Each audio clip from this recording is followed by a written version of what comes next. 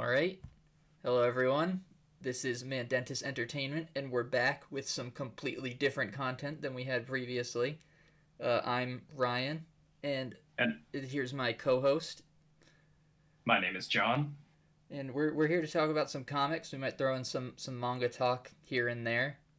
Um, we don't really have a name yet, but we'll get there. Yeah, if you want to throw some name ideas to us, we'll check them out, and if one just clicks with us, we'll add it. You won't get any credit, but you'll have our eternal gratitude. And that's worth more than anything else, really. Yes. So why don't we just kind of jump right into it with just a brief introduction. So, as I said, I'm Ryan. I started reading comics when I was a kid, got out of it for a while, picked it up back in 2019, and I've been reading them pretty consistently ever since. Slowly converted from Marvel to DC, but I still like them both. And yeah, I've been enjoying reading new stuff and going back and reading old stuff that people have recommended. How about you? What's your comic background looking like, John? My secret origin, as it were. Um, so I never really was a comic book fan, like of the traditional aspect of the medium until 2016 with DC Rebirth. I've read manga for ever, but I wasn't really like a comic book fan until I jumped on with DC Rebirth, and kind of like you,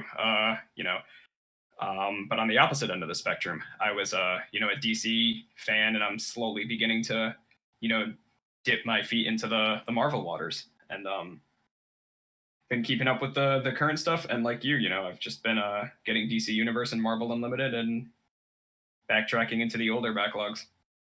Yeah, I think that gives us a different kind of perspective because our DC, which is what we both mainly focus on now, our DC kind of started after the New 52. So Yeah, exactly. there's Yeah, certain characters that are just we don't see them the same as other people. Off the top of my head, someone like Kyle Rayner means a lot to a lot of people, and he is in exactly. Whereas almost to us, nothing. yeah, he's cool, but he's not like I know he's not to me, and I'm pretty sure he's not to you. He's not the Green Lantern. To me, the Green Lantern is Hal Jordan. Yep. So, To me, it's Hal Jordan. John Stewart was a pretty big part of my childhood too, with the cartoon. yep. But yeah, like for sure, my Green Lanterns. I'm a big fan of Jessica Cruz, but that's because the first run of Justice League I ever read was the New 52 one. Yep, yep.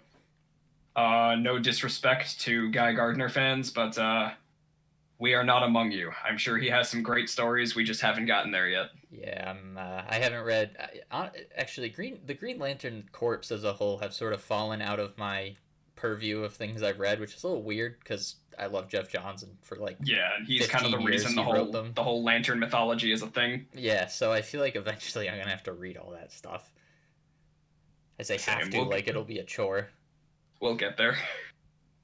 All right, so how about we go since we're not super into Marvel, but I feel like we should talk about it. It's King in Black. It's the big Donny Cates Ryan Stegman joint that's going on at Marvel. The whole company wide, almost every book has King in Black in the corner. Yep. How much have Right off you? the heels of War of the Realms, they went from one big event to another, which is, some people have event fatigue, which I can understand that aspect, but I love the big blockbuster stuff. So, the more big events you want to give me, just keep throwing them at us.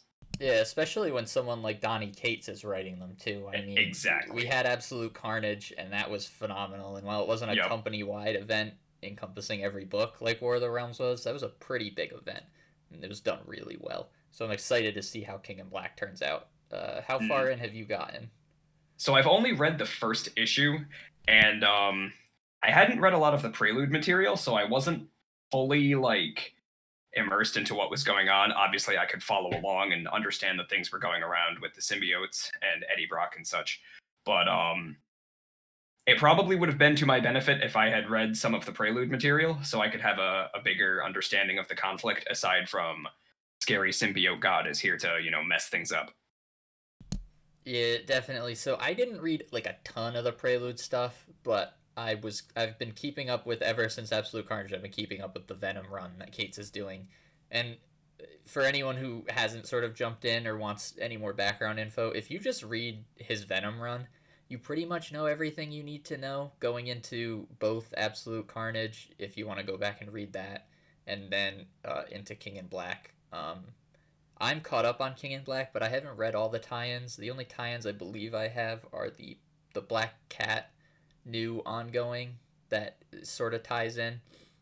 I read the first issue of that, and then earlier this week I read Venom versus Carnage because I'm a big Spider-Gwen fan. She's in my top two superheroes of all time. I definitely hopped on that bandwagon back in 2016, right around when she was getting her second ongoing. So I've enjoyed that, and I think King in Black has really good bones. It started out, it escalated far quicker than I thought it would. Jeepers.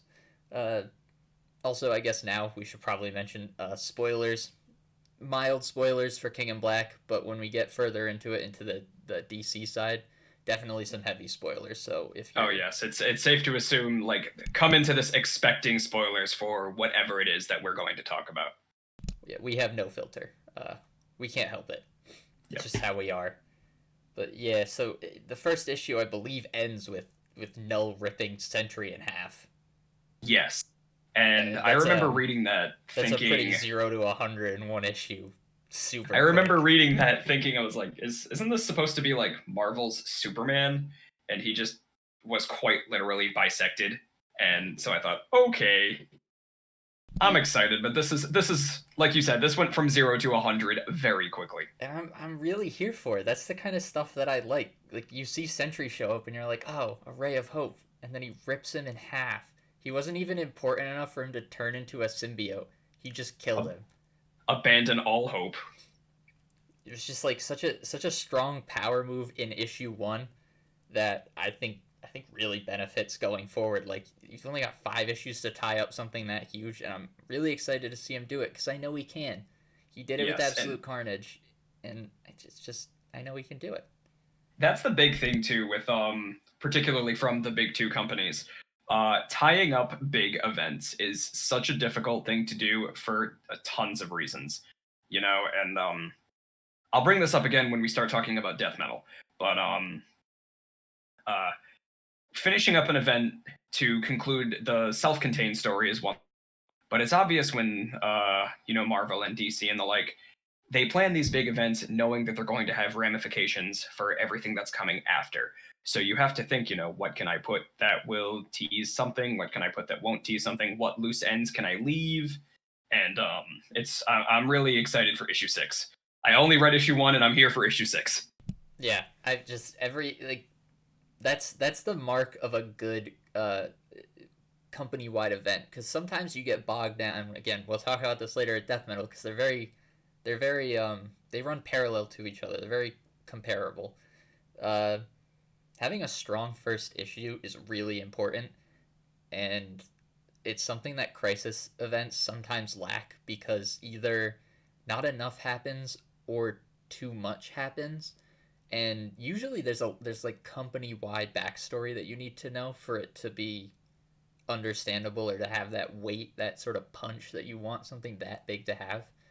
But I don't know, King in Black, it's been a few years in the making, but it only kind of feels like you really needed to read Venom.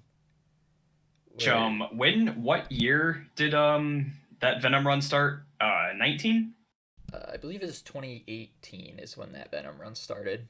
Maybe at the tail end, maybe at the beginning of 2018, because I started collecting in May of 2019, and I feel like we were right around issue 12 somewhere, because it was 15 through 20 were the Absolute Carnage tie-in issues.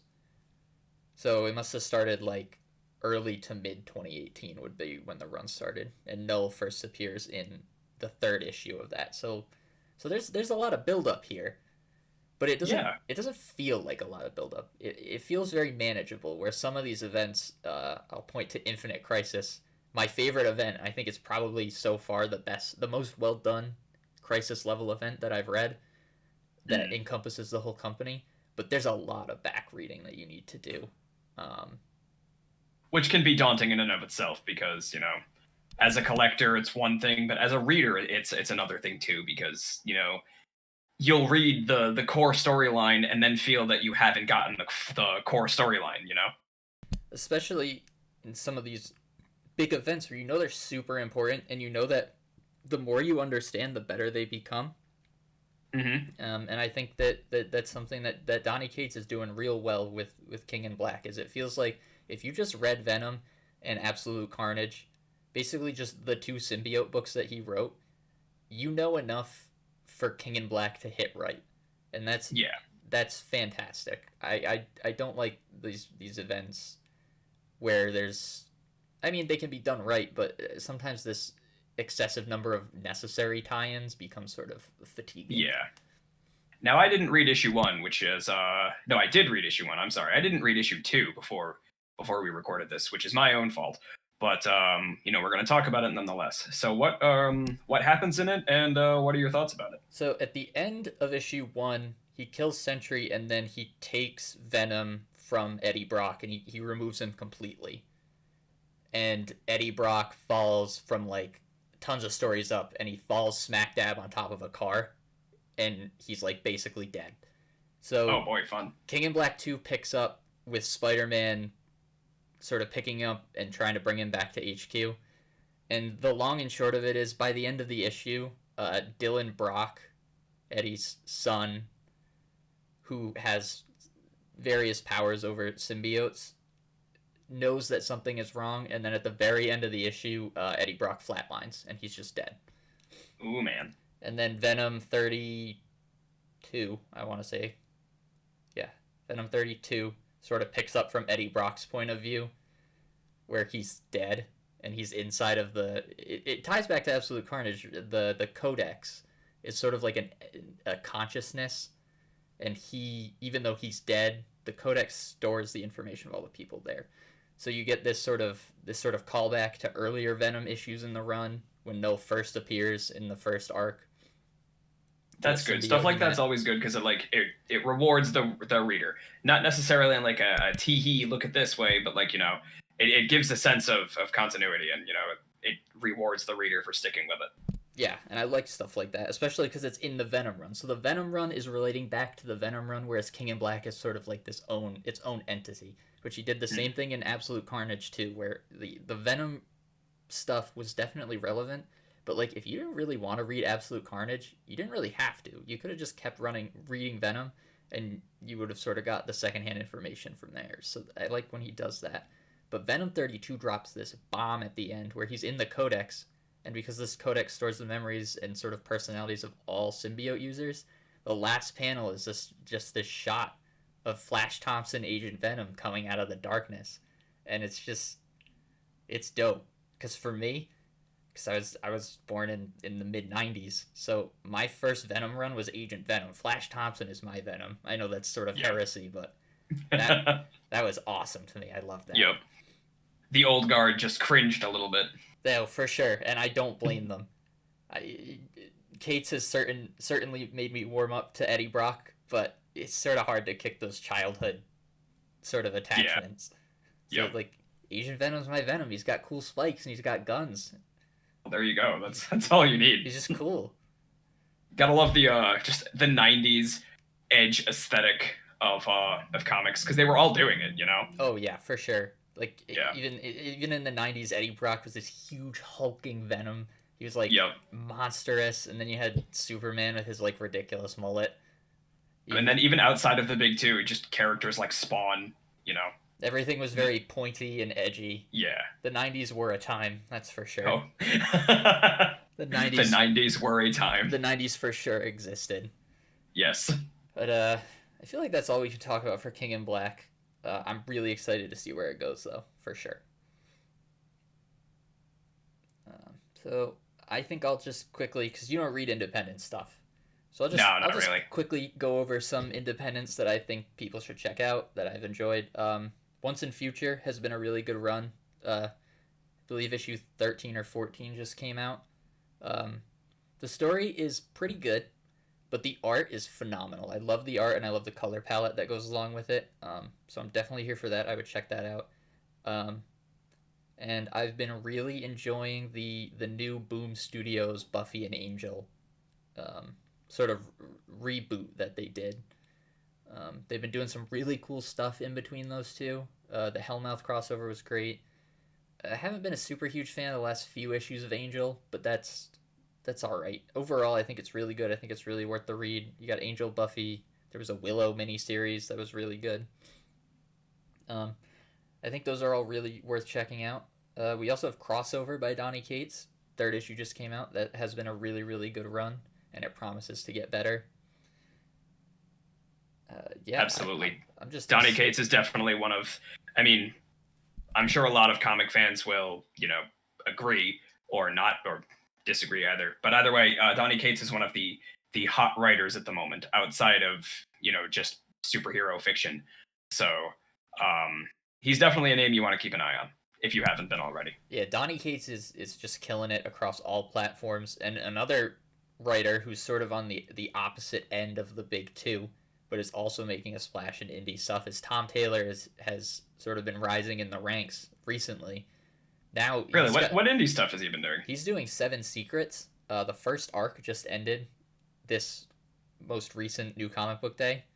Yep. And that's been phenomenal. That's been on fire. That's a really, really good series with really, really good art that I can't wait to see where it goes. And he's torturing us. Issue 7 comes out in April. There's a 3-month gap. So that's brutal. But he's sort of assumed the DC version of Donny Cates, where he's sort of taken over. Yeah. And it's been a long time he has coming. he's been, at least as of the time of this recording, his new Batman miniseries was just announced. What is it? Batman, or like The Dark Knight, where it's him in Europe. Yep, it's The Dark Knight. He's got that big trench coat. He's teaming up with Adam Kubert and Brad Anderson. That's a phenomenal trio of creators for sure. And then you've Brad Anderson, absolutely one of the top colorists in the industry right now. Absolutely, I don't think he gets enough love. I love he's part of my holy trinity. Yep. But I mean, you got Tom Taylor coming hot off the heels of his Suicide Squad run, which everybody really liked. He's the architect of most of the Injustice stuff, which has been pretty well received, especially his portions. I know years 4 and 5 weren't super well received, but that wasn't him. Deceased, which is more or less becoming its own imprint at this point. Yeah, and that one is one that, in my opinion, just kept getting better the more stuff happened. Because like the original Deceased, the 6 issues I believe it was, it's pretty good. But then Unkillables is like really good, because whenever Tom Taylor gets to play with off-color characters, you get some really special interactions, some really special stuff comes out of him. And then, the extra cool thing about Deceased is it very clearly not being part of main continuity. It allows him to do whatever he wants. So like there's no real rules regarding what he can and can't do with, X or Y character. Yeah, I mean, in Dead Planet, which is phenomenal, and I believe the final issue comes out next week, which is a bummer. I wish we could talk about that as a whole tonight. But that series has been phenomenal. I mean, you get things like Plastic Man killing Blue Devil by blowing up his head. Like, you just get you don't get to see not only stuff that brutal, but just stuff that interactions that sort of off book. Exactly, like that will never happen in the main DC Universe line. Like, why would Plastic Man ever interact with Blue Devil outside of a crisis situation? He wouldn't. Exactly, it would never happen. And so you get to the short answer is Tom Taylor. The long answer is corporate jargon. It's Tom Taylor. Tom Taylor also gets to pick up Nightwing after this, which people are pretty excited for. I myself am very excited for it. And with as am I. I tend to avoid most of the Bat family, but I may dabble in this for Mr. Taylor's work. Yeah, not before Death Metal. There was like no reason. I not that I like dislike Batman, but generally speaking, I don't like to read the Bat books and I don't like to read the Superman books unless I hear extremely good things. Which for Tynan's run I did, and I have it all, and I just haven't read it, so that's on me. But following Death Metal and into the Infinite Frontier, I'm already picking up 3 Batman books, 2 of which are Tom Taylor, and one of which by the phenomenal Tamaki Mora crew, who are currently making me read Dark Detective. So post Infinite Frontier, they're throwing a lot of really heavy eggs into the Batman basket, and Yeah. I'm pretty excited It about might that. be a little premature to talk about it, because Infinite Frontier isn't quite here yet. Yep. But their book line is definitely thinning down, but in a way that it's also not, Yeah. See, because the books are bigger with sometimes 2 to 3 backup stories. yeah, So and you're getting like good. They're not like throwing. They don't have throwaway characters. You know what I yeah, mean? Like sometimes you just have these books where like you're just kind of confused why there was a creative team on it at yeah, all. But I mean, they're not doing that right. You've got Swamp Thing by Ram V, who, in my opinion, has had a little checkered go of it with Swamp Thing so far. But I've really warmed up to his writing. He's super good at Justice League Dark, and he's writing the Justice League Dark backup story for Justice League. So yeah. they're not having throwaway people doing these backup stories. These are real creative teams doing real backup stories for characters that people really want to see, and that's exciting. Exactly. Like I would hesitate even to call them backup stories. It's just like it's kind of hard to say this without sounding like a naysayer, so just bear with me. But it's like some books that they have that they know quite won't sell the numbers that they want, but know that there is still like a demand for, like Justice League Dark. Like I don't have the numbers, but I think it's a fair assumption that the core Justice League book would outsell it. Now we can still have Justice League Dark content without them, axing the book entirely. Yeah, these are backup stories only in page count and in no other way. Yes. They're going to be important to the DC universe, and the fact that they're tied to these bigger books, it is a bummer that we're going to start paying $4.99 or $5.99 on our weekly books. But Yep. you kind of have to think about it like, if I was picking up a Justice League Dark book, I'd be paying $8 for those two books instead of the 5 Yep. or 6 that I'm paying. Even if the story's a little bit shorter, that's fine. I'm okay with that. Because it's probably going to save me a little bit of money, and I still get my Justice League Dark fix. And Exactly. there are plenty of other things. Grifter and potentially the Authority. They're the backup story for Detective, I believe. Which is huge for Wildstorm fans because Grifter has just been like, he pops up, randomly every now and again. But the Authority is a Wildstorm thing that people just haven't seen in a very long time. I can't think of the time frame, but I'm not it's a safe confident. call. Yeah, I'm not confident the Authority popped up post Flashpoint. I could be wrong, but I'm not positive. All I know is they're printing a bunch of Authority compendiums, and Yeah, that's not a coincidence. But we've been talking about exactly. DC for a little bit. Tom Taylor sort of derailed our independent discussion. Real Yes, quick, yes. before we dive into death metal, I believe you had some One Piece news to share. Yes. Well, for those of you who may not know, One Piece, the very long-running manga in Shonen Jump by Eiichiro Oda, recently hit the massive milestone of 1,000 chapters, which is insane for any series. Just for context, it took Action Comics as a monthly series to hit 1,000 over the span of approximately 80 years. One Piece being weekly did it in about 23. Now it's not a contest, but and I'm certainly not trying to compare the two series because it's quite literally apples to oranges. But it just goes to show like the sheer amount of work and volume that would go into that. But Yeah, you can say what you want, but Oda's a workhorse, and he is that's just an impressive milestone, regardless of what you feel about One Piece. exactly, yeah. Regardless, like, and especially like to people who may know how Shonen Jump operates. I mean, One Piece is kind of safe from this, but if you're not making money, Shonen Jump doesn't let you live, which I don't think is a good practice. But that'll be a topic for a different episode. But the Wano arc is certainly heating up. It's reaching the climax, and normally One Piece wasn't really a thing to like make big deals about milestone chapters. If something happened, cool. If not, also cool.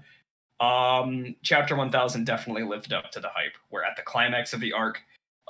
It's 5 of the supernovas versus 2 of the 4 emperors. Those of you who've been following the series know exactly what I'm talking about. We got Luffy, Zoro, Kid, Law, and Killer going up against Kaido and Big Mom, which is absolutely phenomenal. The fact that these characters are now standing pretty much on equal ground with two of the four emperors of the sea is absolutely insane. It just, and you think back to when these characters were introduced, the case of like Luffy and Zoro at the beginning of the series, or Killer Kid and Law in the Sabaody Archipelago arc. It's just wild to see how much they've grown and how much stronger they've gotten. And I'm really excited to see how this fight goes. I'm hoping Oda doesn't off-screen it too much, because Oda has said on multiple times that he likes to off-panel certain fights because he trusts Toei Animation to make it better for the anime, which, that's fine and dandy. But we're at the climax here, and this is what people have been waiting quite literally years for. Yeah, so. I mean, even I realized I have a connection to One Piece. I have the writer of Food Wars just recently released another chapter of Shokugeki no the Sanji spinoff. Shokugeki no Sanji, that's what it's called. And Yep. I haven't read the most recent one, but that's the only One Piece quote unquote content that I've ever really read or experienced. Yep. So that's I hope he gets some more stuff to do too soon, other than the... I'm sure he will. I'm following. Yeah, I'm always following what Shonen Jump's doing. So he somehow made a food series last over 300 chapters. Exactly. Yeah, I mean, we know why it lasted 300 chapters, and let's not pretend that we don't. But we don't know what he drew before Shonen. You don't know. Not at all, of course. No. But super wholesome. I'm always following what Shonen Jump is up to, so if I hear really either member of the team coming up with something, I'll let you know. And if it's something super noteworthy, we could probably bring it up here. Of course. And then while we're here talking about Shonen, I think we just really quickly have to talk about Mashle. The current Shonen series that's just came out of nowhere. And it's like it's perfect. I don't know. It's just the full name is Mashle, Magic, and Muscles. It's currently running in Weekly Shonen Jump, and it's written by Hajime Komoto. And quite literally, the premise is, what if Saitama went to Hogwarts? This is very clearly a Harry Potter parody, and yet I have to be honest, I wasn't like super sold on it on like the thumbnail. But I was like, you know what? Fine, I'll check it out when Chapter 1 came out, and I was hooked immediately.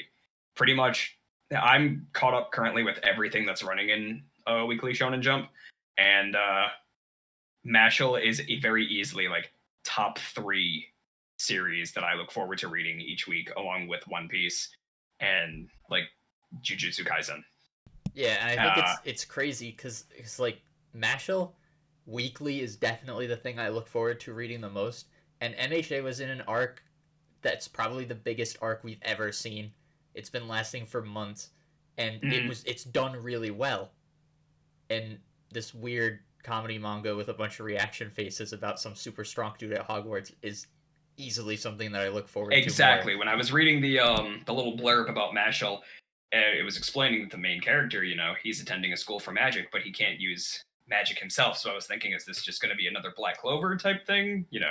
Kid can't use magic and is surrounded by wizards. But I'm certainly eating my words. I strongly recommend Mashle. I think I think it has a good future ahead of it. And Shonen Jump itself seems to think so too, as they're actively pushing Mashle along with certain advertisements alongside some of their heavy hitters like One Piece and My Hero Academia and Black Clover. So I'm really excited to see where Mashle goes in the future. Yeah, it's going to be great. I can't like divulge too much because it's a little episodic in the beginning. But again, what if Harry Potter was One Punch Man? There is your premise. And you gotta take a look. It's the only way for you gotta give it a chapter. I'll say 3 chapters, which normally shonen series take a little longer to like hook someone in, I think. Mashle had no jokes about it. It knows what it is, and it's also a wonderful ride to be a part of. It heavily benefits from a really long first chapter. I feel like the first chapter was 57 pages, something like that. Yeah, that's the usual thing with Jump. They like to have 50 to 60 first chapters. Yeah, but sometimes those pages just feel squandered. Like there's a lot of buildup, Mashal is Yep. just like by like page 10, I was like, yeah, I'm in. Yeah. They've done it. I don't know how. I don't know why, but You'll never look at Cream Puffs the same again. absolutely not. All right, let's get into the big stuff. All right. We've talked about Infinite Frontier. We talked a little bit about Future State. The thing that brought it all here is Death Metal. It's done. It's over.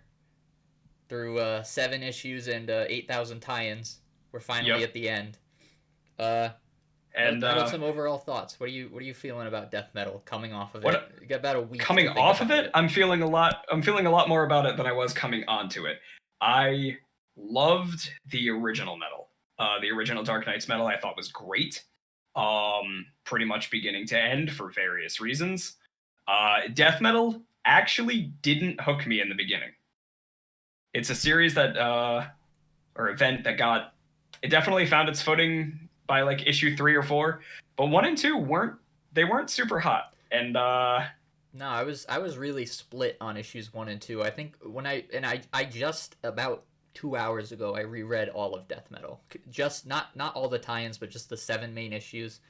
yep, Because as we'll discuss later, one of the problems that we felt we had initially when we were going in is like you hit issue 3 and then you started to have to read a lot of tie-ins, and that felt a little cumbersome. But reading them, this is a series that definitely benefits from reading issues 1 through 7 back to back to back without the monthly break, because issues 1 and 2 have some serious problems and yes, things that I don't like that maybe other people do. For example, the end of issue 2 for like 6 or 7 pages, you just have this sort of Bat Hatton Batman Who Laughs hybrid, and he's yeah, talking in the Doctor Manhattan speech bubbles, and he's all blue, and he's like erasing things from existence, and it just kind of felt like Doomsday Clock used Doctor Manhattan really, really well, and then no offense to Scott Snyder because I love his writing, I don't think he got what made Doctor Manhattan Doctor Manhattan right, yeah. and it felt a See what little squandered. I think the reason that happened, aside from the various internal things at DC that happened over the past year, and they even said it without saying it. A bunch of various plans changed between 5G/Future State, the Generations event, which ended up being like assimilated into other stuff, including Death Metal to tie it in. I feel like Batman Hatton, Manbattan, the Batman Hatton Who Laughs, whatever you want to call him, the Darkest Night.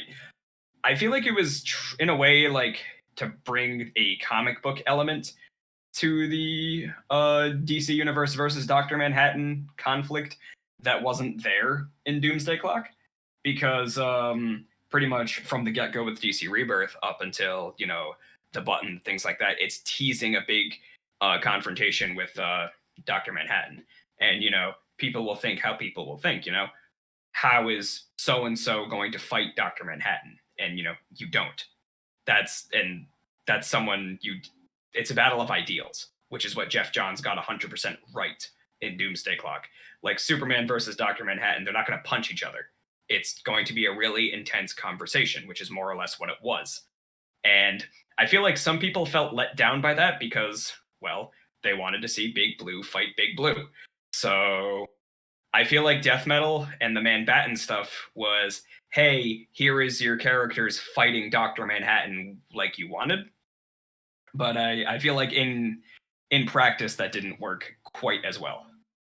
Yeah, and I mean, like, eventually, when he stops being blue and he stops using the Dr. Manhattan speech bubbles, and I don't really have to think about where he got the power, I really, really like the, whatever he called it, the Darkest Night. Like, I really like, he's like this big shadow, and he's got the pointy teeth, and he's just, like, really menacing, and he just seems unkillable.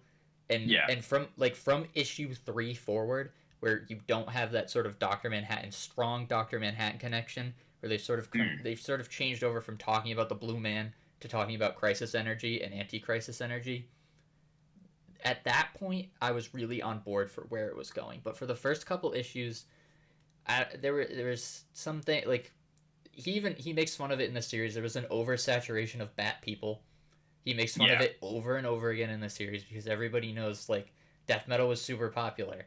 and then you just kept having these new Batmen show up because they were like, Exactly. people Like love Batman. people really liked the Batman Who Laughs in the initial Metal series. And then my personal theory, and I think you and I actually share this, a lot of the Year of the Villain slash Perpetua slash death metal stuff came about because of Doomsday Clock's delays. Obviously we have no proof of that, I but think it's pretty obvious in sort of the narrative that yeah. sort of formed, because Doomsday Clock is a concise story that fixed the timeline, and then they added stuff afterwards that made it so that it didn't. Yeah, so then pretty much a bunch of writers were just kind of standing there with their hands up going, well, what do we do? Yeah, I think And so Scott Snyder was like, don't worry, guys. Everything matters. But does it? They needed Yes. to find a way to fit everything in, and I don't know if it worked perfectly. I think part of the reason that I feel that way is that there was an entire, what was it, 39 issues of Justice League that felt entirely like build up to death metal. So like I had to read them, and again, Scott Snyder's a good writer, but it just kind of felt like nothing resolved until I got to death metal, and that was a problem. Yeah, and I feel like death metal itself was too big of an event on the grand scheme of things. So like I'm really invested into like the cosmology of the DC universe and stuff. And they're introducing these multiverse creators. The omniverse with the hands. Yeah. That's what they're called, is and the hands. Perpetua and her kind and such. And I'm thinking, so where is the tier lines? So and are these entities above the presence? Are they beneath it? So they're, correct me if I'm wrong, but I believe the source and the presence are the same thing. I believe so too. For those who are more invested in Vertigo series, feel free to correct us if we're wrong. Yeah, so they talk about the source creating the hands, basically. So it's like the source and then the hands. And the hands are part of the omniverse, or the god sphere that create these multiverses. Yeah. Is how I understood it, from because I haven't read any of the Neil Gaiman stuff, unfortunately, because it's not on the DCU and it's very expensive to collect. Yep. In any the format. Other thing too, even in trades, it's like $200 to get all of them. Like, so I know the God Sphere is one section. Like if you look at the multiverse map from Grant Morrison and Multiversity, which people were questioning if that map still mattered. Which Death Metal answered, yes, it does. It just got bigger. The God Sphere is its own area in the like the 52 multiverses, where like the realm of dreaming and nightmare and stuff, as well as like Gemworld and things like that, the homes of the various religious pantheons. Anything that isn't affected by these multiversal conflicts in a very direct sense, things like the Rock of Eternity, which sits outside of existence, things like that. That's sort of all that stuff, which is so at the end. So we talked about this earlier, where it kind of feels like where we don't know where death metal is going to go and how much further they can push this. How King in Black felt big and it felt huge and it feels ridiculous. Well, at the end of Death Metal 7, I don't know if you noticed this on your read. I don't know how many times you've read it, but in passing, when Wonder Woman is talking to the omniversal entity that looks like her in the 40s, the omniversal thing says that something even bigger is coming. Yeah. And that's terrifying for a number of reasons, because one, that just feels like something super easy to mess up. Exactly. Like I brought this up before, like just the idea of an omniverse, like the multiverse itself was already difficult to like maintain as for certain writers, and now they just want to go bigger, which on paper I'm absolutely fine with. But the amount of writers were I in charge of, the editorial and like event planning, the amount of writers I would let touch that concept, I can count on one hand. Yeah, I could count that on like a shop teacher's hand. Like, yeah. Like, especially, so they kind of fixed it, quote unquote, where they introduced the omniverse as a concept, but then they made the DC multiverse its own omniverse with no limitations. Yep. Which is a good call, because it means they don't really have to go outside their quote unquote multiverse to find these ridiculous threats. They can just say it came from one of the infinite universes in their pocket Yeah. omniverse or whatever. Or you it came want to from call it. the Elseworld, Yes. whatever that is. I'm excited Or to whatever find that's out more going about to that. be. But all those problems aside, Death Metal was good, and I liked what Death it Metal did. was fun. I think I think it was an event where like what we've been doing, the more you think about it, the more like little stuff that you find, but like you could apply that to everything. But I think it wrapped up better than I thought it was going to. Especially after issues 1 and 2, where you and I were talking, and we were like, I don't know how he can possibly not fuck this up. Yeah. And we didn't like what's happening, and then issue 3 hits, and we've had one tie-in, and it was fine, and then like issue 3 is really good setup for ending, and then you start to hit the immense tie-in problem, because I read them, like I said, I reread them before without reading any of the tie-ins. What was the first tie-in? What was it, Trinity Crisis? No, that should have just been issue 3. The first tie-in was after issue 2, and it was the Dark Knights of the Multiverse or something. It was like a bunch of evil Batmen. It was one of those. Then issue 3 happens, and then issue 3 is followed by Trinity Crisis, Speed Metal, and the one with Captain Carrot and the Green Lanterns. The Multiverse Who Laughs. No, that's the first one after issue 2. I can't remember exactly what it was called, but basically issue 3, which really just goes to show our point of too many tie-ins, too many mandatory tie-ins. Yeah, because issue 3 sets up these three. It sets up this forking path with 3 things. The Trinity is going to the previous crises. The Green Lanterns are going to destroy the crisis towers, like the ones that the Animon are set up, and then the speedsters are trying to stay away from the Batman Who Laughs. And so when you get to issue 4, if you don't read those, you can conceivably keep going, and it will all make sense because Sergeant Rock, as the narrator, does like a little recap, and it's sufficient. But I feel like if I had never read those, even having only read them once, like 5 months ago, or whenever it was, 3 months ago, that was enough info for me to sort of fill in the gaps myself, where someone who wasn't buying all the tie-ins might have had an issue. I feel like that's one of the Death Metal's biggest problems, was just so many. Like, tie-ins are fine, especially like, I'll use War of the Realms as an example. What was so-and-so doing while this was occurring? That's fine. Tie-ins that progress the main plot in a substantial way is a little less okay, because at that point, the tie-in should just be, issue number blank of blank. Trinity Crisis could have been Death Metal 4, and it could have been an 8-issue series, and I feel like narratively that would have been better if they had just made Trinity Crisis Death Metal 4 have it be the first issue in September, because there were no Death Metal issues in September. It was just the 3 tie-ins. If they had just made that Death Metal 4 and then made because it was still Scott Snyder, it was a different artist, and maybe the reason it was a tie-in was so that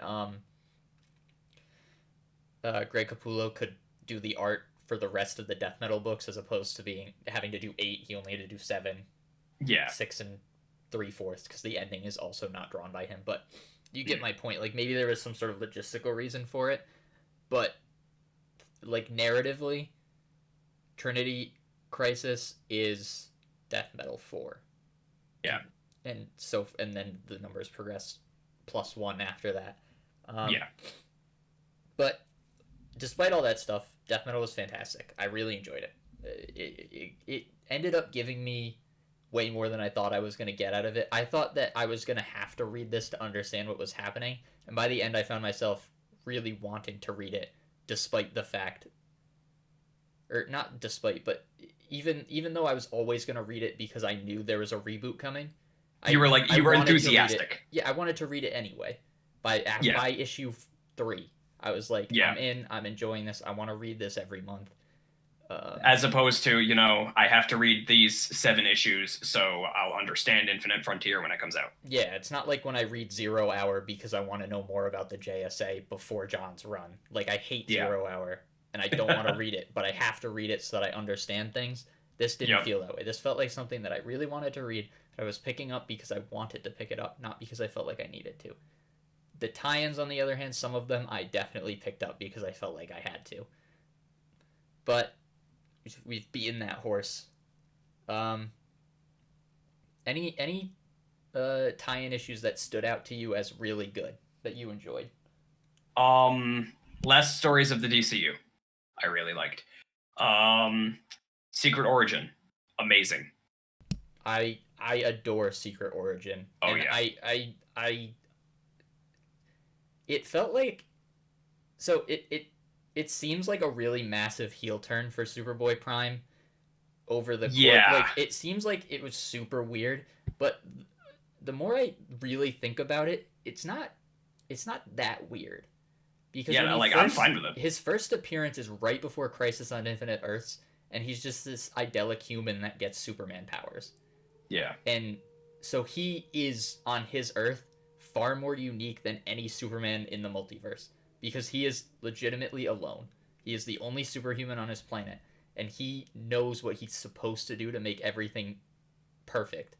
And he's living in that age where like he would read the comic books and like superheroes didn't really do anything wrong because I mean, for real life reasons it was because of the comics code and they couldn't do anything wrong. yeah, So they were like perfect. And then Crisis happens and he dies. Quote unquote, he dies. And then in Infinite Crisis, he's sort of viewing the world from outside, being manipulated by a Lex Luthor, which is never a good thing. And so he just sort of snaps and he sees these imperfect people and he just, and being such a new hero, he doesn't understand how to control his powers. So he kills a bunch of people. And then from like that point up until Death Metal, I believe it's 4 is when she recruits him.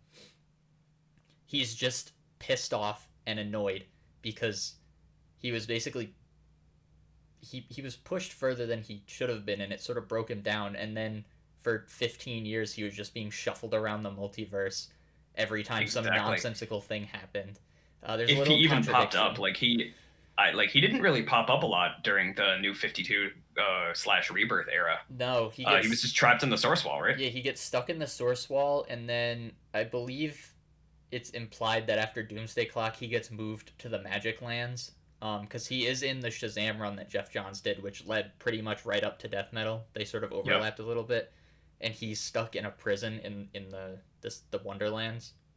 Yeah, In that the was Magic actually one of Lands. my first thoughts at the end of the initial metal when they break the Source Wall. I thought, so is he free? Yeah, we discussed that when because I read Metal way after you and some of our friends did, so I was sort of behind, and Yep. then I finished it and I was like, it was pretty soon after I had read Infinite Crisis the first time, which kind of confused me the first time because again we talked about it earlier. It's one of those really huge build up books, and I had just read the 7 issues, and I was Yep. like, Superboy Prime was in the Source Wall, right? So like, is he gonna pop out? Because that'd be pretty lit.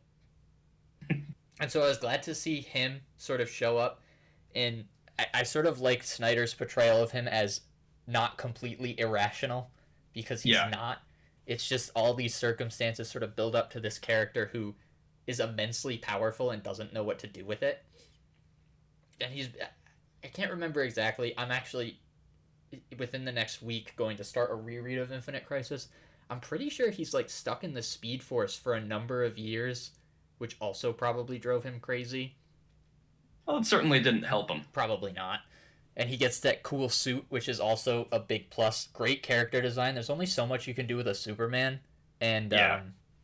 I don't know exactly who designed it, but I believe it was Jim Lee. Jim Lee was the main artist on Infinite Crisis for the most part. It might have been George Perez. By the Let me end, there were a check. lot of artists, but Yeah.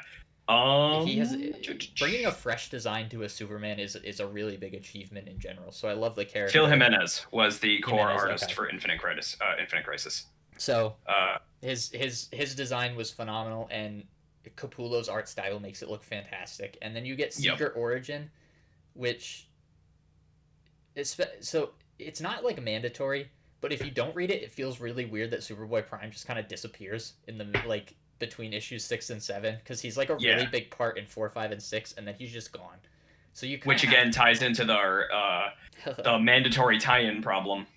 But Secret Origins, I think, was definitely my favorite, and it's because I really enjoy Superboy Prime, and I like that it was not only a really satisfying conclusion. Like, you get this kid who was super fucked up, and now he gets a second chance to be a hero.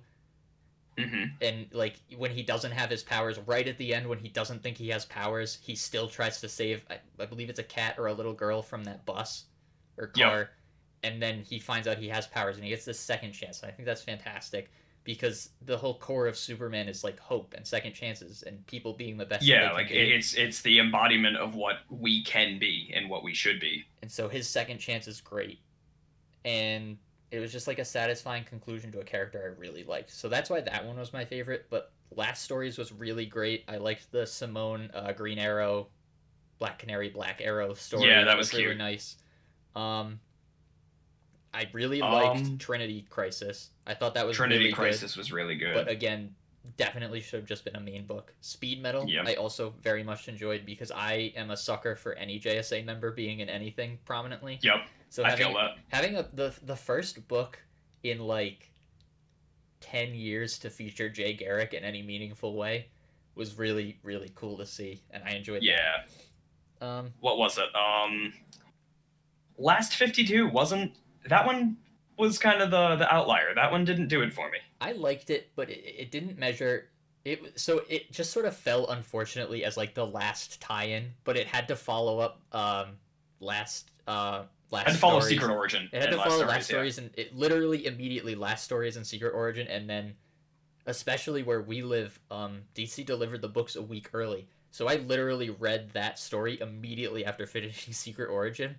Yeah. And it just like it didn't hit the same. It wasn't bad, and I still liked it, but it wasn't nearly as good as those two, in my personal opinion. I know that there were some individual stories in there I really liked, and I know that there's been a lot of unfortunate controversy for Wally West. But I sort of like that Poor guy. They finally gave him his sort of quote unquote redemption. Roy Harper forgives him for killing him. Which is just, it's something we needed. We needed to go into a new era where Wally West isn't a psychopathic serial killer who everyone hates. We needed the infinite frontier needs to start with a Wally West that people can love again.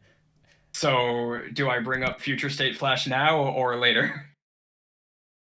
We'll talk about that later in a Future State podcast, but in the Future State episode about Wally West not having a good day once more. Yeah, in the Future State, we'll talk about them kicking him when he's down right before giving him hopefully a stunning comeback as a Flash we can all love. Because just real quickly, that felt like one of the weaker Future State titles that I read personally. I don't know how many you've picked up. I've read all of them. I've read a few of them. That one felt very firmly like one of the weaker ones to me. Yeah. It's because they killed Jay Garrick. But also because the story was just... I like the concept. Maybe issue 2 will deliver far better than I think it can. Yeah. I think it was just the idea of, all right, you actively went out of your way to redeem this character, and then you do it again. Even there's a little scene in Death Metal, it's either 6 or 7, where it's like a montage of all of the individual fights happening across the battlefield, and it's Barry running straight at a version of Wally West who kept all of Manhattan's powers, and he's in the Mobius chair. It's a bad idea. Yeah, he's like, you're just a bad idea. And I was like, thank you for acknowledging that, like, Wally West went through a lot, and it feels really unfortunate. Because Wally West isn't my Flash. Like I said way earlier in the episode, we started after the New 52. So Barry Allen is my Flash. Same. Hal Jordan is my Green Lantern. And so I didn't hate Heroes in Crisis because I'm not super connected to Wally West because the story itself is pretty cool. Yeah, same. And same. I liked the testimonials and I like what they did. And I'm kind of a sucker for heroes fucking up and doing way worse than they should. Like the god becoming the man is more interesting to me than vice versa. Yeah, but for anyone who started reading in the 80s, Wally West was their Flash for literally 25 years. And then I don't know. We'll see how we feel in 20 years if they decide to make Barry shitty. Yeah, because like imagine just like loving a character for 25 years and then he disappears for 6 years and then 3 years later he kills a bunch of people and then they make him Dr. Manhattan. Like, just think about and that's a sentence. Just yeah, right. Just think about being. I can't. I feel horrible for Wally West fans, and I understand Yeah. why they're so mad. But yeah. I mean, back to the tie-ins because that's what we should try to stick to. Otherwise, we'll be here for hours and hours. Speed Metal was good. I didn't like any of the bad Batman or the Robin King one. I didn't like any of those. And Yeah, I I think didn't care for those either. I'm just fatigued. I've only been collecting for a little under 2 years, and I'm already fatigued from Batman, and I don't even read Batman. And I think that Same. was my biggest problem with some of this, and that's why one of the biggest things that I think they did right was making Death Metal a Wonder Woman story, not a Batman story. There were a lot of Batman in it, but it was at its core very blatantly a Wonder Woman story, Yes, which and is that served the plot so much better, and it gave us a phenomenal Wonder Woman design. I love it. I was thinking the same thing. Her death metal attire with like the blue tipped hair, Oh, fantastic. oh Capullo really went out. the blue tips, and I was like a little Yep. worried because I really don't like her headpiece, like the big thing with the horns. But then after Oh, issue yep, one, yep. you never see it again. It's never there. Yeah. And yeah, Actually, all of the designs were pretty top tier for I death think metal. they were all really. I especially Yeah. like. Apparently, a lot of people like the Batman one because it's the same design that's in Tom Taylor's upcoming run. Is he's got the trench coat on. Yep, yep. So Just clearly, no it was, scythe and Black Lantern ring this time. I even liked Superman with Darkseid's arm and the long hair again. Like yep. Superman looks good with long hair. He Just he looks good with long hair when it's not a mullet. yes, when it's not specifically a mullet. Yeah, when it's not like a ridiculous '90s long hair, it's like it's dope long hair, and he's got the arm, and he just like looks. He's like supposed to be a symbol of hope, and he just looks kind of broken. Yeah. And I thought that was really cool and enjoyable. I also love the little Batman thing where Robin King cuts off his hand. He's like, "Teehee, you don't have a ring anymore." And he's like, "You really think I keep my ring on my finger, you idiot?" And then, That was just I couldn't tell if that was meta on purpose when they were just, out Batmaning each other. It's like, oh, I planned for this, I planned for this, but I planned for I this. think you gotta be like that when you're doing like Batman offs. You've just gotta Yeah. out Batman each other, and then you get the nice right at the end, the last real scene with Batman in it before Wonder Woman finishes everything. They bring back Alfred, probably one of the most controversial things Tom King did with two fucking issues left. He kills Alfred just as a last minute big fuck you to everyone who is hating on him. He kills Alfred, and they bring Alfred back. Also, those scenes, something I really wanted to mention because I was like really impressed by it. So Greg Capullo's first published works were in Gore Shriek, and they're really gory and they're really brutal, and you get to see a little bit of that in Death Metal 7.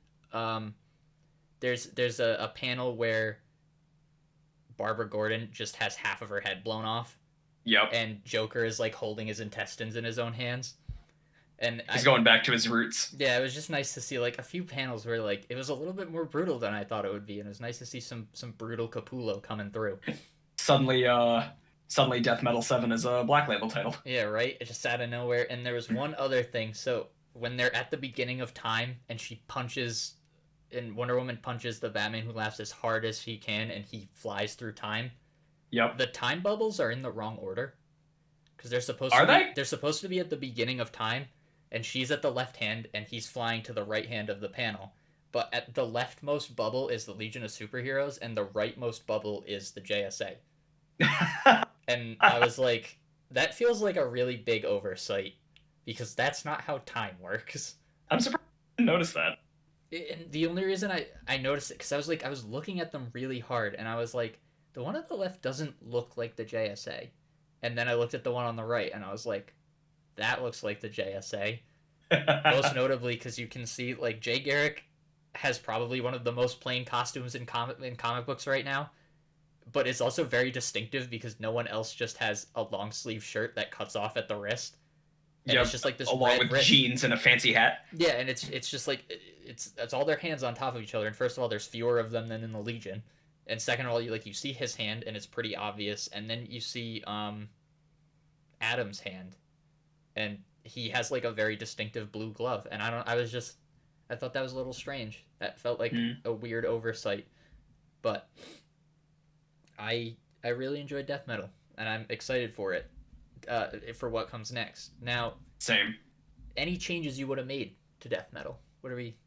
Anything come to Um, mind?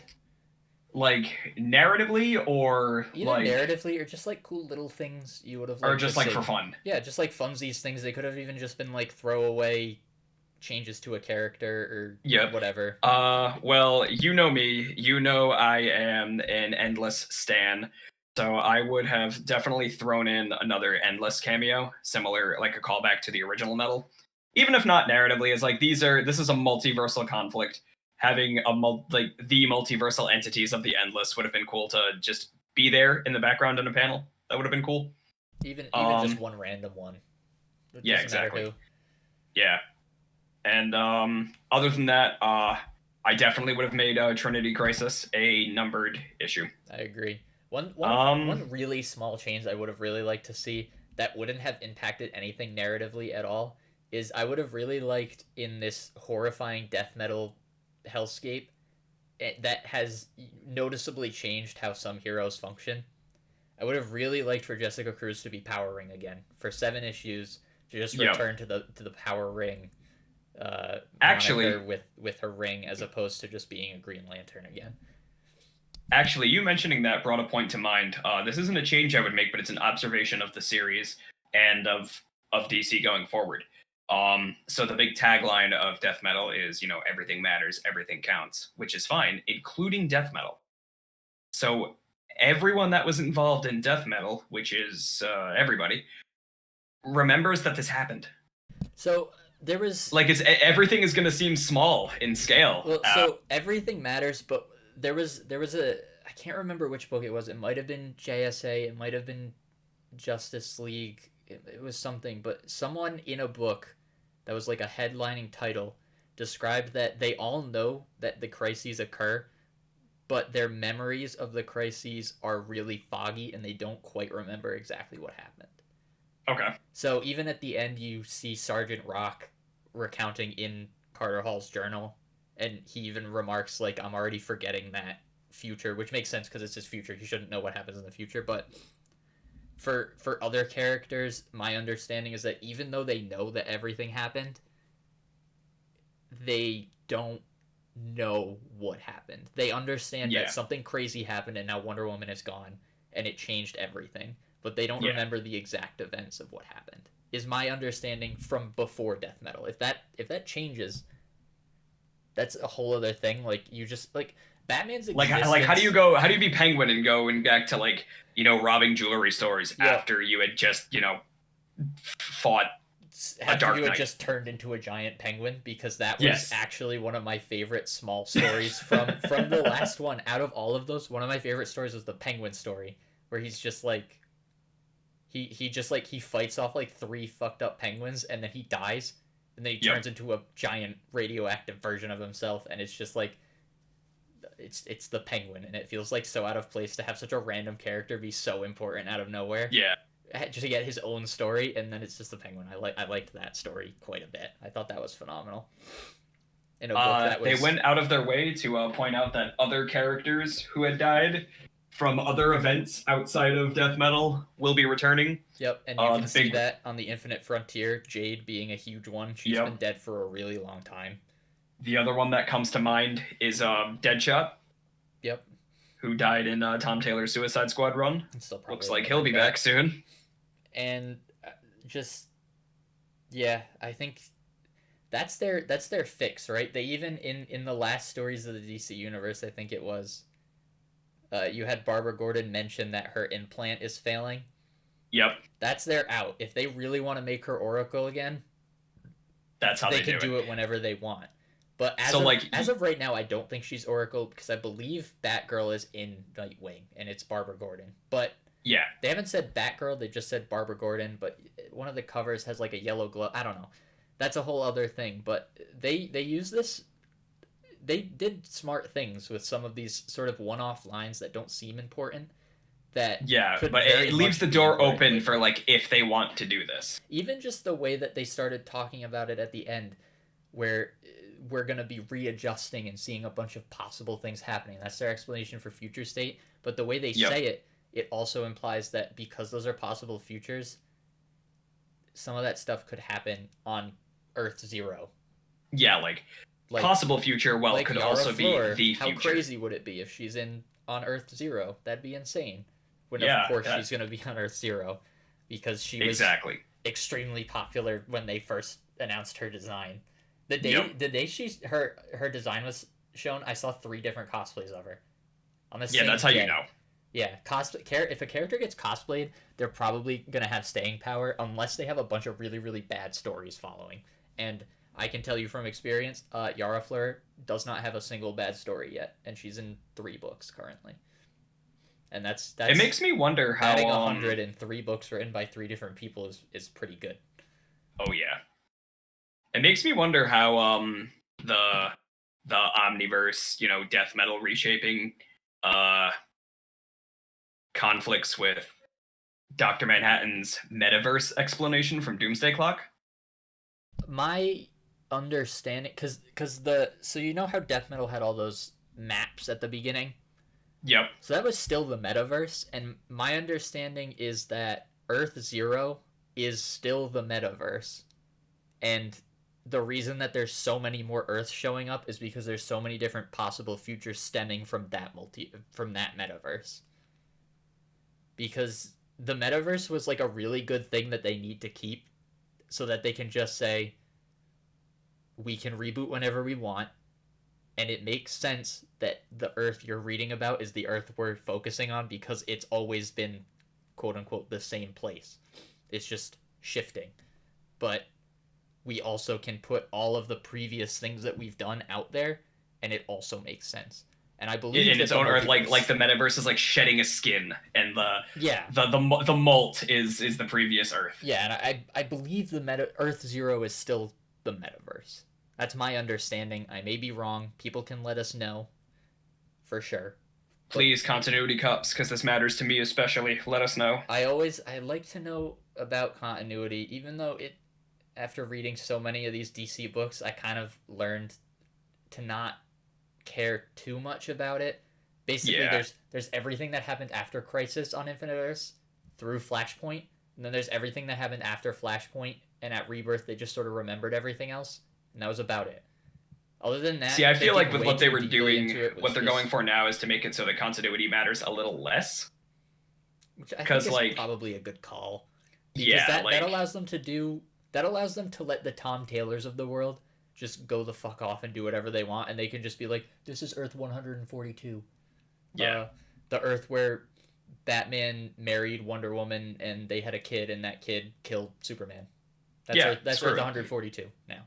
I think the And best way to look at going forward for DC's, hodgepodge of continuity is everything is canon unless in cases like deceased or and the like, if it's blatantly obviously not, or something bigger contradicts it. Other than that, like Superman and Batman, they do a lot of stuff. All of their miniseries can feasibly happen. yeah, just like the Batman Superman like conundrum, because they have like 8 series each going at any given time, obviously Yep. because they're Superman and Batman. It's just like, think of it like, all right, well, this detective arc took place over X weekend, and then Exactly. The Batman arc that ran concurrently to it happened like the next week. Yeah. Especially because for certain books, because DC's timeline is super coherent in the sense that like it follows the real timeline of Earth. So like when Aquaman, because this is just an example I'm using because I just read the Jeff Johns Aquaman stuff. When Aquaman was in its like 12 to 24 issue phase, when they talked about stuff that happened before Justice League Origin, they said 6 years ago, because a year had passed in real time, and the series started 5 years after Justice League Origin. And they talk about real time as if it's happening in real time, and that's one of the reasons they have to reset everything. So I enjoy it, but they have to reset everything because Batman is like, 100 now, but they have to keep resetting it While also being 30. Yeah, because he can't keep doing stuff if he's like 100. Like they did it after Crisis on Infinite Earths too. I'm reading the Mike Grell Green Arrow stuff, and like every 12 issues he has a birthday, and his age goes up 1 year. So DC, I feel like that's a fairly unique thing compared to Marvel with their sliding timeline, and I think that's a good thing. but it does mean that they have to do these messy resets very frequently. Yeah. But sometimes you get really great stories like Death Metal or Infinite Crisis or Final Crisis. I've only read once, but it was pretty good. Flashpoint was dope. Uh, Doomsday Clock, aside from the fact that because of the delays they kind of had to ignore it, is definitely one of my favorite, including all the build up, because there's not a lot. You just have to read basically Rebirth, the Button, and then Doomsday Clock. It's a phenomenal package. I just reread it like a week and a half ago, and it was. Yeah, no, it's I've read it like 6 times. that idea is what got me into comics. If I can read something 6 times and it still hits me, it's good. And I know not everyone has to like everything, and maybe some people disagree, but Doomsday Clock, even as messy as it made the entirety of DC as a company, is one of my favorite things. And I think these big crises have the ability to do that, partially because they find whoever the best writer they have is, and they get to do it. Yeah. And Marvel's doing it right now with King in Black. You know, that is the company thing, aside from their Star Wars stuff. But like the Marvel universe right now is King in Black. Yep, the Marvel universe is Donny Cates' plaything currently, and he can do whatever the hell he wants with it. And there's a lot of stuff it looks like he's setting up, and he's the best writer that they have to do it. Not to shit on some other writers. Chip Zdarsky, I've heard nothing but good things about his Daredevil run, and he is actually doing a DC book in Infinite Frontier. I don't remember which one, but Chip Zdarsky is writing one of their main titles in April, and that's huge because he's a good writer, and they have other good writers. But Donny Cates is the man. Just like when Infinite Crisis came out, Jeff Johns was the man, and when Final Crisis came out, Grant Morrison was the man, and now Scott Snyder is the man. He hit with metal and he hit hard, and they were like, "Follow it up. We know you can do it," and he delivered. Yep. And I think that's where we should call it. I think we've talked for the most part about what we can do with death metal. Any final things on things you might change for death metal? Things that I might change? Honestly, before I could really answer that, we'd have to see what Infinite Frontier holds. I would have liked to see more death metal costumes for different heroes. Yeah. I feel like that would have been cool, especially considering a lot of them got tie-ins. Like even Jay Garrick and Wally West and Barry Allen got them. They got them, but characters like Supergirl just looked like Supergirl, which isn't a bad thing. Supergirl has a classic design. She's Supergirl. But it would have been really cool if we had gotten alright, she's probably a bad example because we got quote-unquote death metal Supergirl back in the Infected? Yeah, the Infected, the Secret Six, whatever they called it. Yep. And then that design that she had briefly in her ongoing when she was... where she had the black suit, which is awesome. I love that suit, the solar suit. Yep. Yeah, I would have liked to see a few more death metal versions of characters. You even got even the Joker got long hair, but then a character like Batgirl just looked like Batgirl. Just stayed the same. They didn't even humor anyone by adding some extra spikes or what have you. No, she was there was a tie-in for it was Doom Metal with Nightwing had the pretty dope outfit with the fur and the spikes, and it just worked. Yeah, when Justice League became Teen Titans for a little bit. Yeah, and they all got those neat costumes. Yeah, that was dope. And then he shows up back in death metal, and he's got his regular Nightwing costume. Yeah. But I think that's a good spot to call it. Yeah. Thanks anyone who listened for listening.